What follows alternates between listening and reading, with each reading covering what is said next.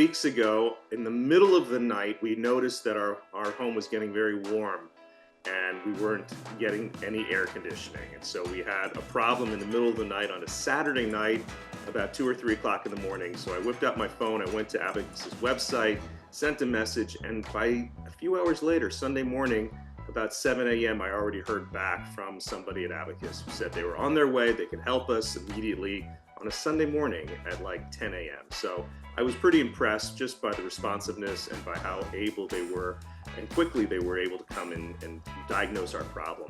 When Danny came and he talked to us about what was going on, we realized we had a Freon leak and our system was under warranty, but they stopped making the part that was necessary by the manufacturer. So it was going to take some time. Within 24 hours, I got a call from Maria in the supplies office of Abacus, who said that they got the part, it was in the warehouse, and they were going to be there within 24 hours. They installed it, the team came out, spent about 4 hours taking out the old coil, installing the new coil. Everything was clean. They had padding and they had carpeting all throughout the house to make sure there was no dust or debris that would get anywhere.